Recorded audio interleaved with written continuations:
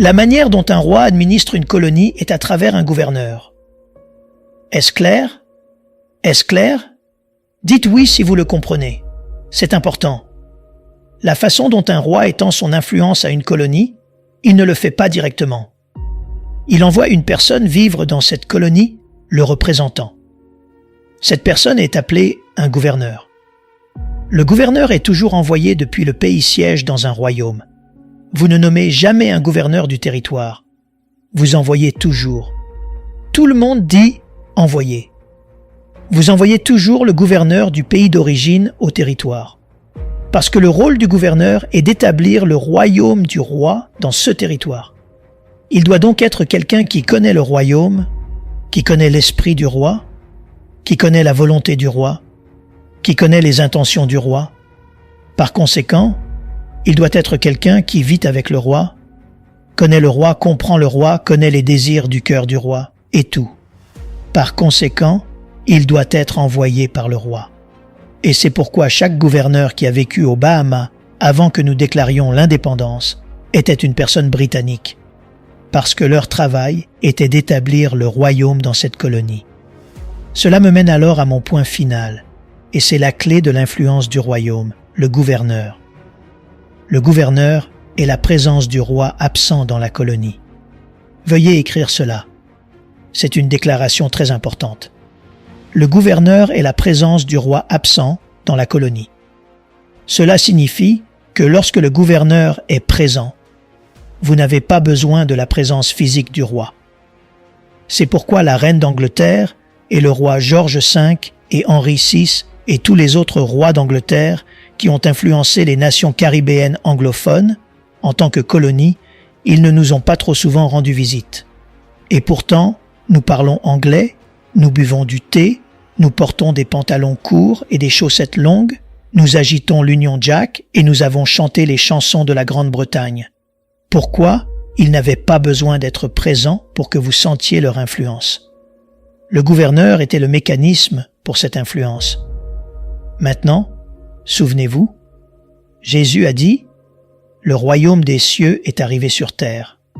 Cela signifie que l'influence d'un autre pays, appelé ciel, un pays invisible, a été apportée sur terre par l'entrée de Jésus-Christ.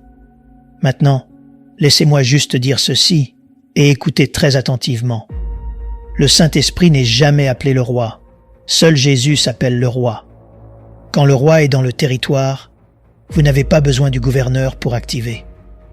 Tant que le roi est physiquement présent, vous n'avez pas besoin d'un gouverneur.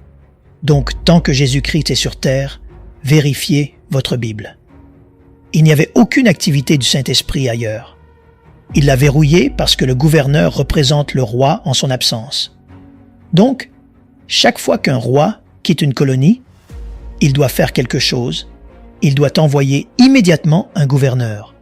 Maintenant, pourquoi la terre a-t-elle besoin du gouverneur? Et pourquoi le roi est venu pour ramener le gouverneur? Eh bien, voici pourquoi. Parce que nous avions perdu le gouverneur. La perte du gouverneur était la motivation pour le programme rédempteur de Dieu.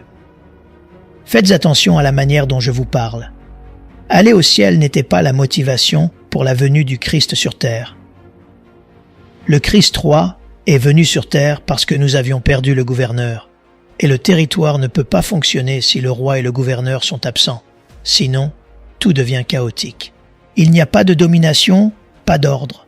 C'est pourquoi nous nous tuons. Quand le roi et le gouverneur n'étaient pas là, la Bible appelle cela la mort. Donc, la chute d'Adam était la déclaration d'indépendance du royaume des cieux. Lorsque les Bahamas ont déclaré leur indépendance du royaume de Grande-Bretagne en 1973, nous sommes devenus responsables de notre propre avenir. Le pire mot dans un royaume est le mot indépendance.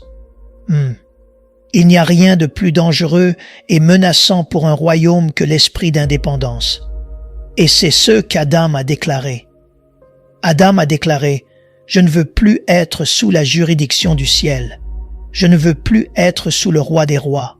Je ne veux plus être soumis au ciel. » Et donc, il a désobéi au roi. Il a enfreint la loi. Il a violé le contrat royal que le ciel avait légalement établi avec la terre. Gardez à l'esprit que la terre est la propriété du ciel. La Bible dit que la terre appartient à l'Éternel, et tout ce qu'elle contient, le monde et ceux qui y habitent. Le tout est sa propriété. On pourrait dire qu'Adam a commis une trahison. Il a volé quelque chose qui n'était pas à lui et l'a donné à quelqu'un qui ne le mérite pas. Lucifer, le chérubin au chômage. Donc Adam a déclaré l'indépendance. Et le résultat était intéressant. Les effets de cette déclaration d'indépendance étaient la perte du gouverneur. Vous voyez, au moment où vous coupez la relation directe avec le pays siège, alors le royaume retire son gouverneur. La nuit où les Bahamas et j'y étais quand cela s'est passé, à minuit aux Bahamas, nous étions rassemblés dans le parc. Des milliers de Bahamiens étaient là et ils étaient excités. Et présent était le prince Charles et notre premier ministre. Son nom allait être changé cette nuit-là. Et ils avaient 2 drapeaux. À 11h50, il y avait un drapeau sur le mât au milieu du parc Clifford. Et il avait des croix rouges et bleues, et il était appelé l'Union Jack. C'était la bannière du royaume de Grande-Bretagne. Il volait à 11h10, 11h30, 11h50, 11h55. Nous étions encore sous le grand royaume de l'Angleterre. À 11h59, l'un de nos officiers de la force publique se tenait à ses mâts et a commencé à abaisser ce drapeau. Un autre était à côté de lui, tirant un autre drapeau que nous n'avions jamais vu auparavant. Nous changions de royaume. Nous déclarions notre indépendance de notre ancien royaume. Et plus le drapeau descendait, plus le gouverneur s'éloignait. Et plus le nouveau drapeau montait, plus notre premier ministre devenait premier ministre. Et quand le drapeau a atteint le haut et l'autre le bas, c'était fini. Nous avions perdu le gouverneur. Saviez-vous que le gouverneur, le lendemain matin, a dû quitter les Bahamas tôt? Il a été rappelé. Tout le monde dit « rappelé ». Lorsqu'Adam a désobéi à Dieu, Dieu a rappelé l'Esprit Saint de la terre. Nous avons donc pris le contrôle du gouvernement de nos propres vies en tant qu'humains. Et regardez le désordre que nous avons fait de cela. En fait, laissez-moi décrire le premier acte qui a eu lieu après que nous ayons perdu le gouverneur. Un frère a tué son frère. Meurtre. Comment ça pour un crime? Et nous avons encore des crimes sur des crimes, frère tuant frère. N'est-il pas intéressant qu'un Bahamien tue un Bahamien? Partout où le gouverneur ne gouverne pas, il y aura des meurtres. Que ce soit le meurtre d'un mariage ou le meurtre d'une relation entre un père et ses enfants, ou le meurtre entre un patron et ses employés, ou le meurtre entre un voisin et son voisin. C'est incroyable que dans le chapitre 8 de Jean, Jésus décrit Satan, ce qu'il ne fait pas si souvent, mais dans ce chapitre, il dit qu'il est un menteur, il est le père des mensonges. Et puis, il dit qu'il est un meurtrier. On ne va pas autour en appelant les gens des meurtriers. Mais Christ dit que ce chérubin diabolique au chômage, la première chose qu'il fait quand il prend le contrôle de votre territoire, c'est qu'il tue des gens. Le voleur ne vient que pour voler, tuer et détruire. Pourquoi? Parce qu'il vole votre vie pour pouvoir détruire votre vie. Mais écoutez les gouverneurs et le roi. Le roi a dit « Mais je suis venu. Allez, donnez-lui des louanges. Je suis revenu sur le territoire pour que vous ayez la vie, et pas juste de quoi survivre. » Nous avions perdu le gouverneur. Et quelle était cette cause qui a provoqué la promesse du gouvernement? Le gouvernement du ciel a alors fait une promesse, et la promesse était le retour du gouverneur. Et ceci est une phrase importante à écrire. Veuillez écrire cela. La promesse la plus importante qui a été faite par le gouvernement du ciel était le retour du gouverneur. Amis, nous avons changé la promesse, surtout les gens religieux. Nous avons fait de la promesse le fait d'aller au ciel, de quitter la terre, nous vivant autour du trône à manger des raisins. Nous avons tellement déformé la promesse, tellement corrompu que nous avons déclaré un message qu'il n'a jamais déclaré. La promesse devait être ce que nous avions perdu. Qu'avions-nous perdu? Oh, vous êtes intelligents. Qu'avions-nous perdu? le gouverneur. C'est ceux que nous avions perdus. C'est ceux dont chaque être humain a besoin. Ils ont besoin du gouverneur. Sinon, le territoire sera toujours dans le chaos. Vous n'avez pas besoin d'une religion, vous avez besoin du gouverneur. Vous n'avez pas besoin de rituels et de traditions, vous avez besoin du gouverneur. Parce que c'est eux que vous avez perdus. Veuillez écrire cela. La rédemption était la réclamation de l'humanité et la restauration du royaume sur terre. Le travail rédempteur de Dieu. Et cela inclut tout ce qu'il a fait. Né d'une vierge, grandissant comme un enfant, démontrant la puissance du royaume par ses œuvres, les guérisons et les miracles. Puis passer en jugement pour nous, puis prendre dans son propre corps tout notre péché qu'il a tué, puis aller en enfer en notre nom, et prendre les clés de la mort et du sépulcre, puis revenir 3 jours plus tard et ressusciter des morts, victorieux. Tout cela était pour une seule raison seulement, pour ramener le gouverneur à vous. Ne rendez pas le calvaire plus important que le gouverneur. Ne rendez pas le sang plus important que le gouverneur. Et c'est ce que nous avons fait. Tout le programme rédempteur était un moyen pour atteindre une fin. Et la fin était de vous apporter ce que le Père avait promis. Maintenant, certains d'entre vous vont comprendre ce que je veux dire maintenant. Voyez-vous, la promesse ultime de Dieu était la restauration du royaume de Dieu sur terre. Et cela ne peut se faire qu'à travers qui? Le gouverneur. Rappelez-vous que je vous ai dit que le gouverneur est la clé de l'influence d'un royaume sur sa colonie. Donc, vous devez avoir le gouverneur dans la colonie pour que la colonie soit sous le gouvernement. Laissez-moi dire quelque chose que vous comprendrez probablement dans 10 ans. Avoir un bon livre, y compris la Bible, est inutile sans le gouverneur. C'est pourquoi beaucoup de personnes qui ont la Bible, ou même le Coran, ou même les écrits de Maharishi Mahesh Yogi dans l'hindouisme, qui connaissent tous les écrits, tous les connaissent Bouddha et Confucius, la raison pour laquelle leur vie n'est toujours pas réparée, y compris vous, qui avez la Bible, c'est parce que vous pouvez avoir le code écrit, mais pas avoir le gouverneur. Le gouverneur, pas le contrat. Le gouverneur est la clé de l'influence du gouvernement dans le territoire. Ainsi, le contrat dit en fait ceci. La lettre tue, mais l'esprit vivifie la lettre. Le gouverneur reste dans le territoire, dans la colonie, pour exécuter le discours du trône.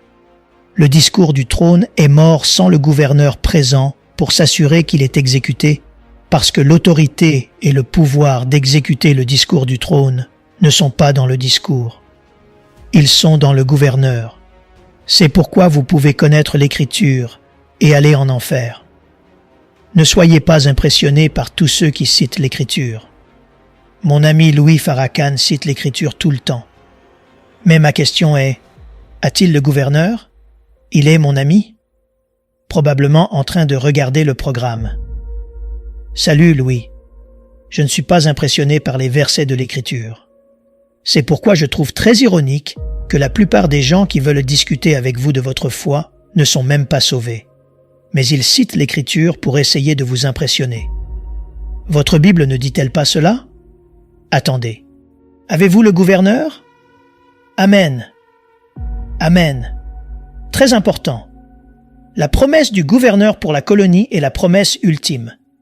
Maintenant, prenez vos Bibles et lisons quelques versets. Je veux prouver cela. Je vous ai préparé jusqu'à ce moment pour prouver cela. Ne manquez pas ce moment.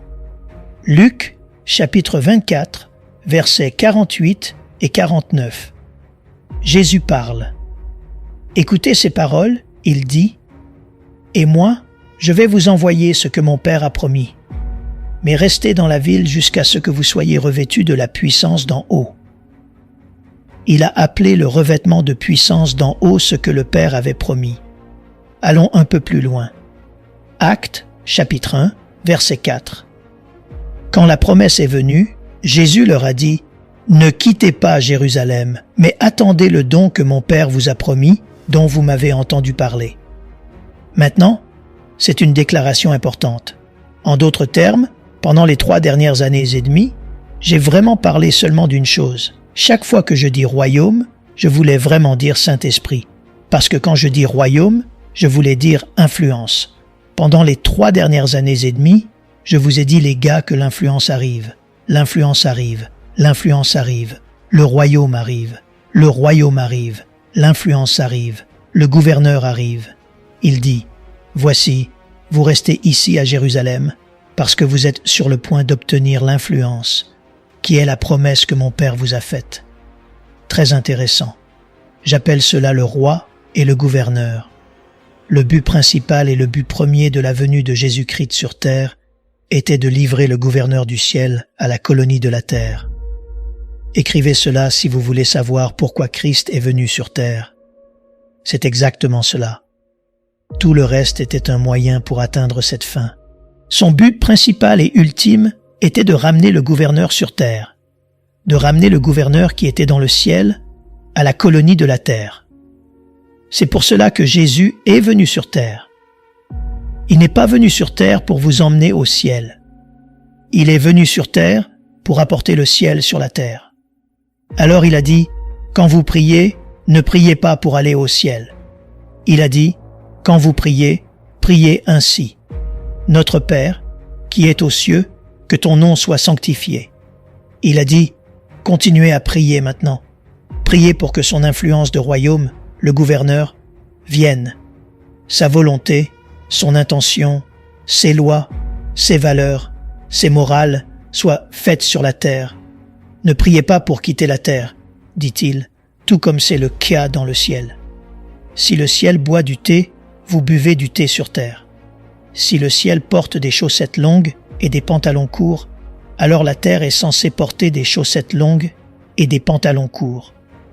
Si le ciel parle anglais et non espagnol, alors la terre parle anglais. Si le gouverneur est sur terre, est-ce que cela a du sens? C'est pourquoi, lorsque vous recevez la citoyenneté selon Jésus-Christ, la première chose que vous recevez, dit-il, c'est des langues. Il prend possession de votre langue et vous donne la langue originale de votre pays d'origine dans la terre étrangère. Parler en langue n'appartient pas aux gens pentecôtistes. Cela appartient à 6,7 milliards d'humains sur terre en ce moment. Les langues appartiennent à chacun. Elles appartiennent aux hindous, bouddhistes, confucianistes, scientologues, musulmans, athées, spiritistes. Les langues du ciel appartiennent à chaque humain parce que c'est leur langue originale qu'ils ont perdue lorsque nous avons déclaré l'indépendance. Je pense que ce que nous parlons maintenant, Dieu l'appellerait patois. Il ne sait pas de quoi nous parlons. Actes, chapitre 2, verset 32, je cite. Maintenant, c'était après que le gouverneur soit venu. Et le gouverneur a libéré ses hommes dans cette chambre haute, et ils ont commencé à parler dans la langue natale du ciel. Et c'était l'explication que Pierre a donnée quand ils ont demandé « Pourquoi parlez-vous dans cette langue étrange? Et qu'est-ce qui vous est arrivé? D'où tenez-vous cette puissance ?» Et la réponse de Pierre fut « Dieu a ressuscité ce Jésus que vous avez crucifié à la vie. Et nous sommes tous témoins du fait qu'il est ressuscité des morts, exalté à la droite de Dieu le Père. Il a reçu du gouvernement, le Père, le Saint-Esprit promis. Voilà la promesse à nouveau. Et il a répandu ce que vous voyez et entendez maintenant sur nous. Il nous a donné le gouvernement par le gouverneur. Je veux revenir à une déclaration que j'ai faite au début, parce que vous devez savoir ce que vous portez en vous. Le gouverneur est la présence du roi absent. Je suis sur le point de crier tout seul. Cela signifie que si vous recevez le Saint-Esprit, alors vous pouvez dire « Celui qui m'a vu a vu le Père aussi ». Et c'est pourquoi vous ne devriez jamais avoir peur de qui que ce soit, n'importe où, n'importe quand. C'est pourquoi la Constitution dit dans un Jean « Plus grand est celui ». Maintenant je vous parle à tous, vous feriez mieux de me répondre. Juste un peu plus grand est celui qui est en vous. Pourquoi vous avez tout le pays, que celui qui est dans le monde? Comment osez-vous être menacé par des gens sur votre lieu de travail? Comment osez-vous être menacé par un banquier qui dit qu'il va reprendre votre voiture? Comment osez-vous être menacé par quelqu'un qui a dit qu'il va détruire votre vie? La Bible dit « Ne craignez pas l'homme qui ne peut tuer que le corps, parce que la crainte de l'homme est un piège. » Mais Dieu ne vous a pas donné un esprit de crainte, mais de puissance, d'amour. Et vous avez vos sens parce que vous savez que le roi vit à l'intérieur, par la présence du gouverneur, qui est le Saint-Esprit. Allez-y et criez. Donnez-lui une grande louange. Il est le gouverneur. Ceci il a répandu, dit Pierre sur nous aujourd'hui. Nous avons le gouverneur, nous n'allons pas au ciel. Le ciel est juste venu à nous. Il a dit, Seigneur, aie pitié, alléluia. Nous n'allons pas au pays. Le pays est arrivé sur terre à nouveau. Nous avons le représentant. Si vous avez le représentant, alors allez juste de l'avant et remerciez-le pendant quelques secondes. Remerciez-le d'avoir le gouverneur, frère. Voyez, c'est la preuve que vous l'avez. Vous voyez, vous récupérez aussi votre langue. Il est la présence du roi absent. C'est pourquoi le Christ peut être assis à la droite de Dieu le Père et être encore sur terre par le gouverneur, en passant, le gouverneur qui vit dans la colonie, y compris aux Bahamas. Quand j'étais petit, son autorité était toujours au nom du roi d'Angleterre. Il devait utiliser ce nom. En fait, son nom n'avait aucun pouvoir. Il devait parler au nom du roi. C'est pourquoi le Christ dit, « Quand je partirai », il a dit, « Maintenant, tandis que j'étais avec vous, vous n'aviez pas à prier en mon nom. » Pourquoi? Parce que j'étais présent. Il a dit, « Mais quand je serai pris loin de vous, vous demanderez. Et tout ce que vous demandez en mon nom, allez, donnez-lui des louanges. Il sera fait pour vous par mon Père, le gouvernement dans les cieux. Le Saint-Esprit est la clé pour la vie sur terre. » Je veux citer un verset que vous allez finalement comprendre pour la première fois de votre vie, et cela concerne la promesse de l'Ancien Testament du gouverneur. On la trouve dans Joël, chapitre 2. Et j'ai entendu des pasteurs mutiler ce verset, détruire ce chapitre. Ils ont inventé des prophéties à partir de celui-ci. Maintenant, je veux lire tout d'abord le premier verset. Et vous voudrez peut-être tourner cela dans votre Bible et regarder cela par vous-même. Le premier verset de Joël. Maintenant, Joël est un prophète qui a reçu la révélation sur la venue du Messie. Mais plus important encore, il a reçu la révélation sur la venue du gouverneur sur terre. Et voici comment Joël commence sa révélation. Joël, chapitre 2, verset 1. Il dit « Sonnez de la trompette en Sion ». Cela signifie que tout le monde se lève et s'excite. Pourquoi? Il dit « Sonnez l'alarme ». Pourquoi? Il dit que la colline sainte crie, que tous ceux qui vivent dans le pays, c'est ce que signifie le pays, qu'ils tremblent. Pourquoi? L'indépendance, c'est fini. Avoir votre propre chemin sans conscience, c'est fini. Vivre comme vous en avez envie sans conscience, c'est fini. Vous feriez mieux de vous ressaisir. Pourquoi? Il dit « Car le jour du Seigneur vient ». Rappelez-vous, c'est une prophétie avant la venue de Jésus. Il commence le chapitre en déclarant ce que nous appelons le jour du Seigneur. Permettez-moi de clarifier cela, s'il vous plaît. Que signifie Seigneur? Allez, dites-le fort, plus fort. Je veux le sentir, plus fort. Je ne vous entends pas. Que signifie le mot Seigneur? Propriétaire. Alors mettez-le dans la phrase. Il dit « Le jour est arrivé, et il vient bientôt quand le propriétaire qui possède l'endroit vient lui-même. Vous avez fait n'importe quoi sur son territoire. Vous tuez les uns les autres. Meurtre, viol, inceste, abus, homosexualité, malédiction, mensonge, vol. Il dit « Vous avez dirigé votre vie sans permission. Le jour vient, dit-il, quand le propriétaire lui-même se présentera dans la colonie. C'est la prophétie de la venue de Jésus-Christ, qui est Seigneur. Ainsi, lorsque vous voyez le terme « jour du Seigneur », il ne s'agit pas du jugement. Grand trône blanc, toutes les choses profondes qu'il vous prêche. Nous sommes déjà dans le jour du Seigneur. Il est déjà venu à sa propriété. Le gouvernement envoie le roi. Oh, gloire. Pas étonnant que les anges ont chanté gloire à Dieu au plus haut des cieux. La paix sur terre est finalement arrivée. Paix. Pourquoi? Car il vous est né aujourd'hui un sauveur, qui est le Christ, le propriétaire. Noël n'est pas l'arrivée d'un mendiant, c'est l'arrivée d'un propriétaire. Laissez-moi vous dire quelque chose. C'est pourquoi le Christ n'a rien demandé. On ne demande pas pour ceux qu'on possède. Un jour, ils lui ont demandé, ils ont dit « Où habites-tu? Où dors-tu » Il dit « Le Fils de l'homme n'a nulle part où reposer sa tête. » Pourquoi? Parce que partout où il repose sa tête est à lui. Applaudissez fort, homme. Il a dit « De quoi parlez-vous » Pierre a dit à Jésus, il a dit « Jésus, sais-tu que j'ai tout quitté pour te suivre? J'ai quitté maison et voiture, femmes et épouses et tous nos enfants. » Jésus a dit « Wow, wow, arrête, arrête, arrête. » Il a dit « Aucun homme ne quitte quoi que ce soit pour me suivre, car je vous possède, vous et ceux que vous avez laissés. » Il a dit « Et si vous me suivez avec votre petite maison insignifiante, si vous n'êtes pas prêt à crier de joie? » Il a dit que vous étiez excité pour votre petite maison. Si vous suivez le propriétaire, je vous donnerai 100 maisons dans cette vie.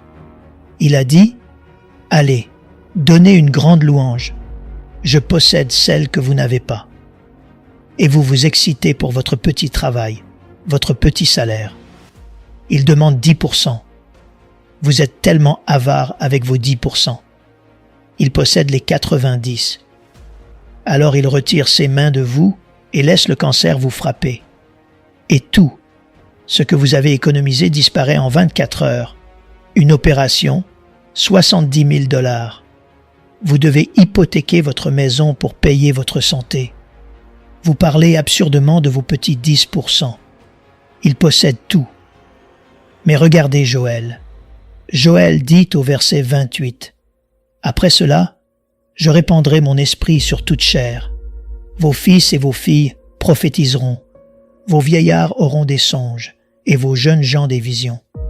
Même sur les serviteurs et les servantes, en ces jours-là, je répandrai mon esprit. » C'est la déclaration la plus étonnante qu'un prophète puisse faire au temps de Joël. Vous voyez, laissez-moi vous dire de quoi Joël parle. À l'époque de Joël, ils avaient le temple, ils avaient le sacerdoce, ils avaient le grand prêtre, ils avaient tous les sacrifices, les agneaux, les chèvres et tout le sang. Et la seule personne qui était jamais touchée par la présence de Dieu était le grand prêtre, et il devait être un homme.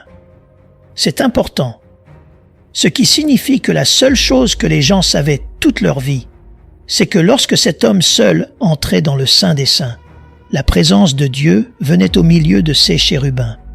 C'était seulement une personne qui voyait cette présence, la ressentait, était là avec elle, et c'était un prêtre, un homme tout seul. Voici Joël prophétisant à ces mêmes personnes, disant « Je vois un jour venir ». Pas étonnant qu'ils aient essayé de tuer Joël, parce qu'il menaçait leur religion. Vous savez, il y a certaines pratiques que nous avons encore qui sont ce que j'appelle des pratiques d'avant le jour du Seigneur, où vous croyez que la seule personne qui pouvait pardonner vos péchés et les régler est quelqu'un dans une petite boîte. Et c'est exactement comme c'était à l'époque de Joël. Seule une personne pouvait y aller et vous arranger. C'était le prêtre. Joël dit « Je vois un jour où Dieu va détruire ce programme. Seigneur, aie pitié. Tout le monde va obtenir l'arche. Vous n'avez pas encore la révélation. » Il a dit « Regardez, vous n'avez pas besoin d'aller dans les saints des saints. Le saint des saints vient en vous. Allez-y, il a dit. Regardez, Dieu va détruire tout le système. Vous n'avez besoin de personne. Quand le Seigneur aura fini avec vous, son sang, pas votre pénitence, son sang, pas vos chapelets, son sang, pas votre mémorisation de versets et de chants. Son sang vous nettoiera de tout péché. Et il vous donne votre gouverneur personnel. Je dis, donnez-lui des louanges. Je dis, donnez-lui des louanges. Voyez, laissez-moi vous dire pourquoi. si vous devez encore aller voir un grand prêtre pour régler votre péché, vous devriez aussi amener une chèvre. Soit l'agneau a fait le travail, soit il ne l'a pas fait. Nous sommes confus. Joël dit qu'il répandra son esprit sur tout le monde, vos fils. Attendez maintenant. La deuxième partie est « Ceci est un blasphème ». Écoutez, les femmes, à l'époque de Joël, étaient considérées comme des entraves à la présence. Si une femme avait ses menstruations, elle ne pouvait pas s'approcher du temple. Et les menstruations, ce n'est pas de sa faute.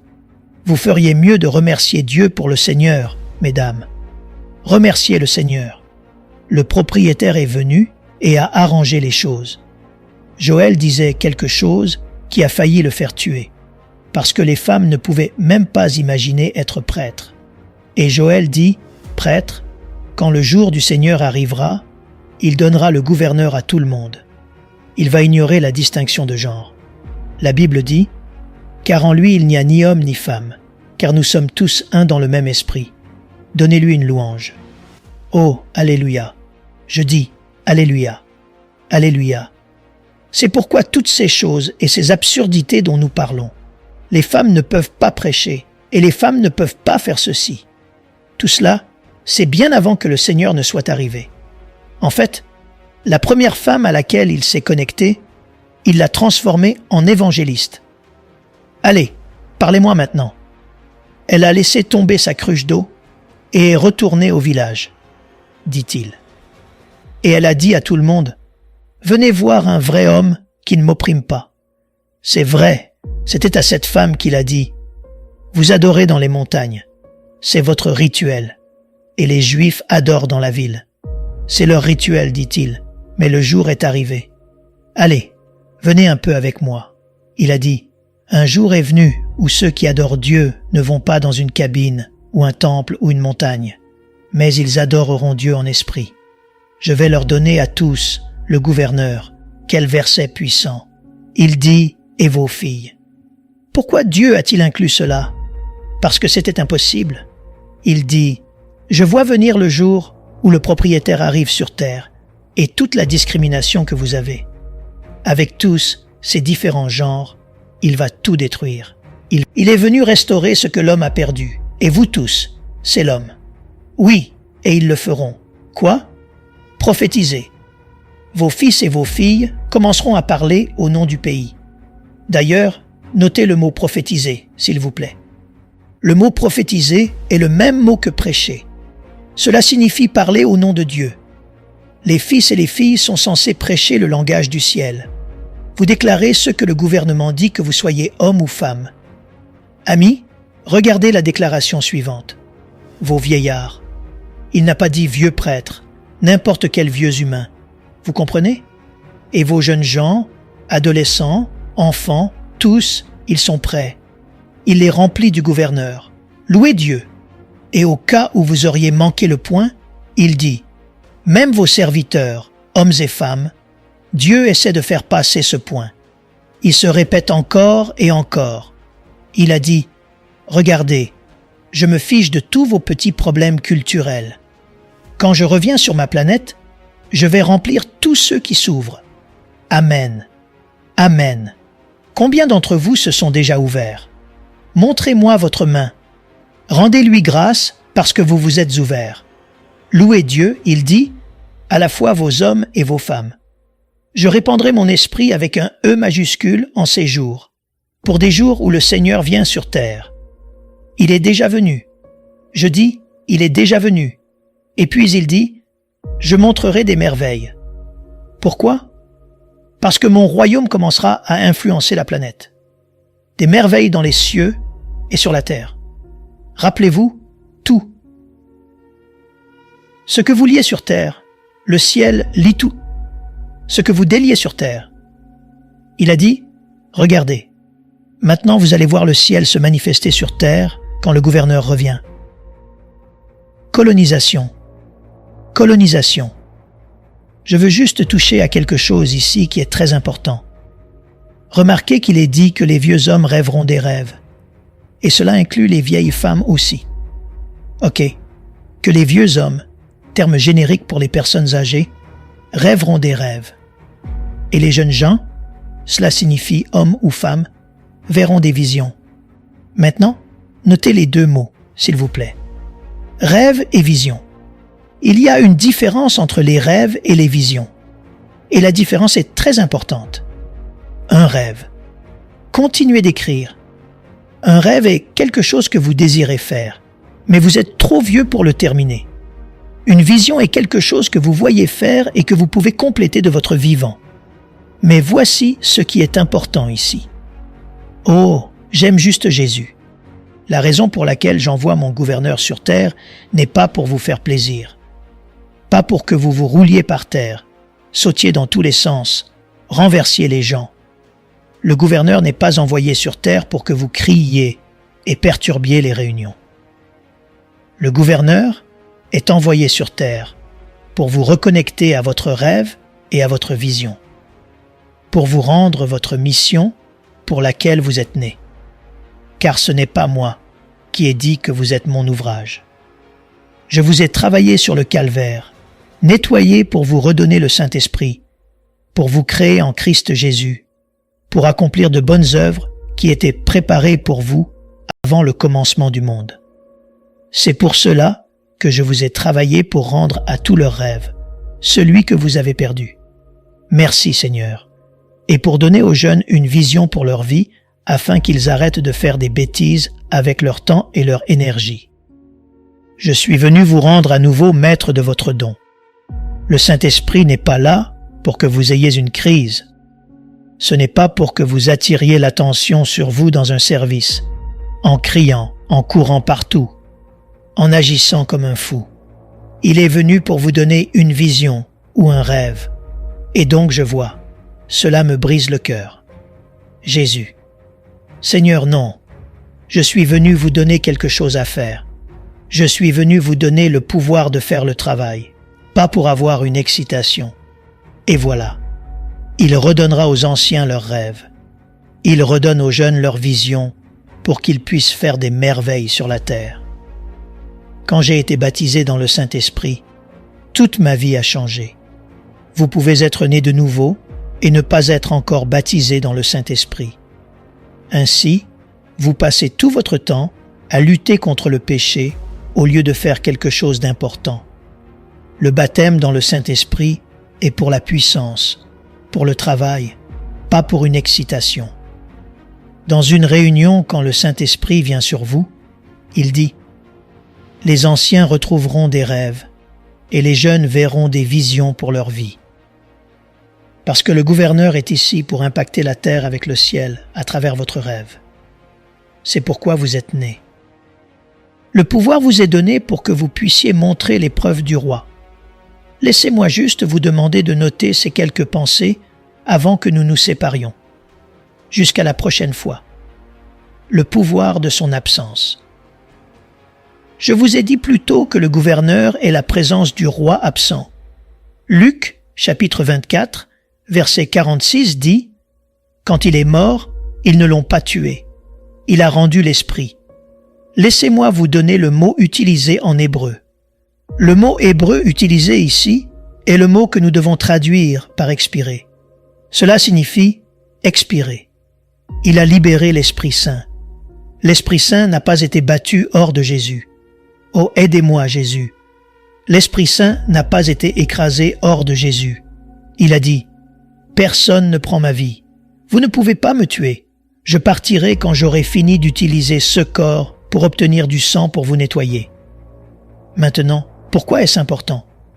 Il y a 4 sessions, je vous ai parlé du Christ limité. Tant que Jésus était sur la terre, l'Esprit Saint était limité parce qu'il était enfermé dans un seul corps. Rappelez-vous, le roi et le gouverneur ne peuvent pas être ici en même temps. Donc, quand le roi était présent, le gouverneur était à l'intérieur. Mais maintenant, sur la croix, il dit « L'heure est venue de glorifier ton Fils. » Ils verront qu'il n'est pas un petit gars qu'ils pourraient tuer. Il est le roi de gloire. Je m'apprête à libérer le gouverneur, et sur la croix, remarquez comment il est mort. Il est mort en parlant très clairement. Parlant. Discours. Parlant. Il a dit « Tout est accompli ». Ils ne l'ont pas fini.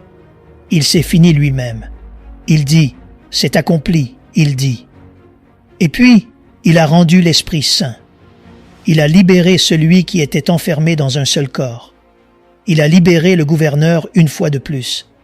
Et il a fait cela pour remplir tous ceux qui croient. Je veux vous montrer ce que Jésus a fait. C'est Jésus avec l'Esprit Saint à l'intérieur. Tout cela est l'Esprit Saint enfermé. Donc tout le monde est vide partout dans le monde parce qu'il est seulement en Jésus. Ouh! Vous allez voir cela pendant un moment. D'accord? Jean 14. Il dit, « Si je sors de ce corps, vous ferez des œuvres plus grandes que les miennes. » Pourquoi? Parce que je suis coincé à Nazareth et ne peux pas être à Galilée en même temps. Quand je vais à Jérusalem, je ne peux pas être à Nazareth. Je n'ai que 2 mains. C'est pourquoi ils devaient venir me chercher pour guérir Lazare. Ils doivent venir me trouver pour Lazare. Pourquoi? Parce que je suis coincé dans un corps.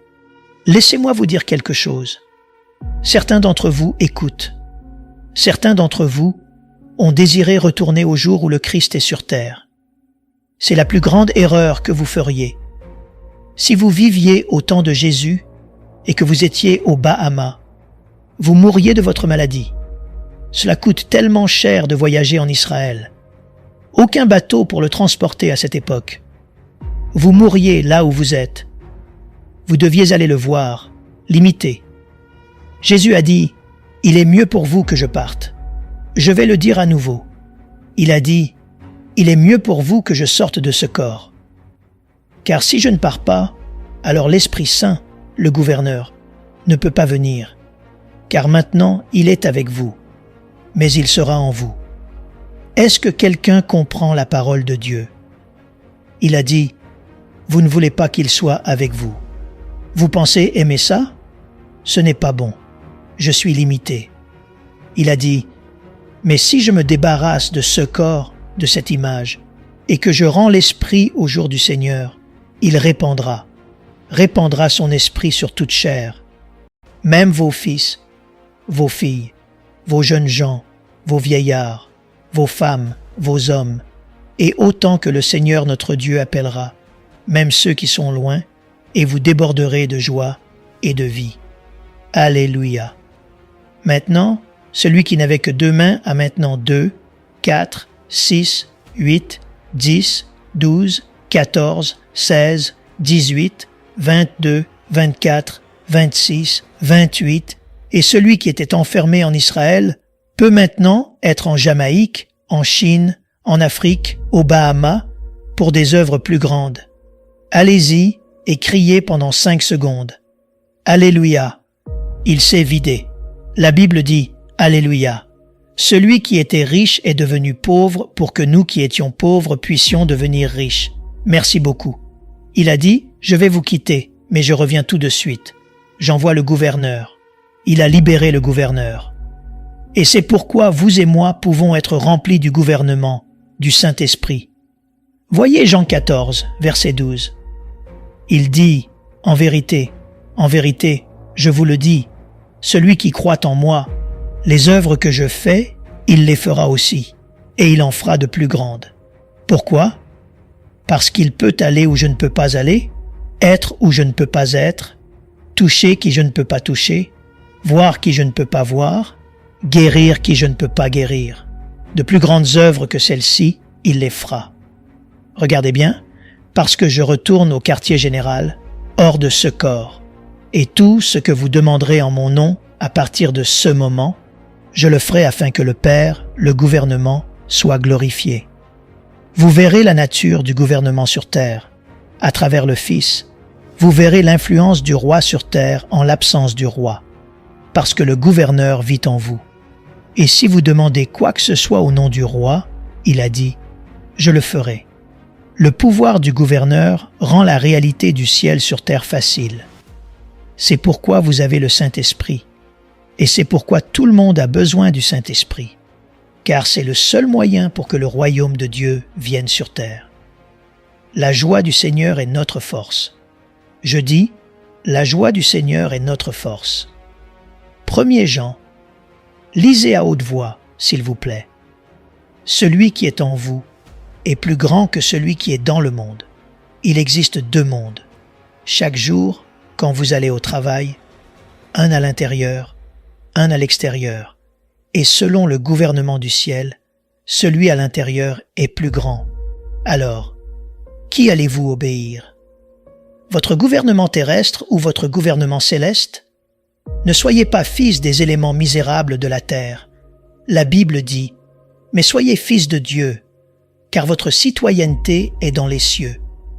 Le Saint-Esprit a amené Jésus sur terre, et puis Jésus a ramené le Saint-Esprit sur terre. Jean 16, verset 7. Il est nécessaire que je parte, car si je ne pars pas, l'Esprit Saint ne peut pas venir. Si je ne brise pas ce vase, il ne peut pas être libéré pour remplir les vases. L'image a été versée dans les verres, et vous êtes un beau verre.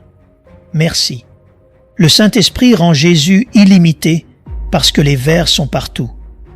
Vous êtes assis à côté de l'un d'eux, et nous essayons de le remplir jusqu'à ce qu'il déborde et commence à parler en langue. La langue étrangère du ciel. Voilà pourquoi nous avons besoin du Saint-Esprit. Nous aimerions vous donner l'opportunité de faire de Jésus le Seigneur de votre vie. Voulez-vous bien prier avec moi? Dites, Seigneur Jésus,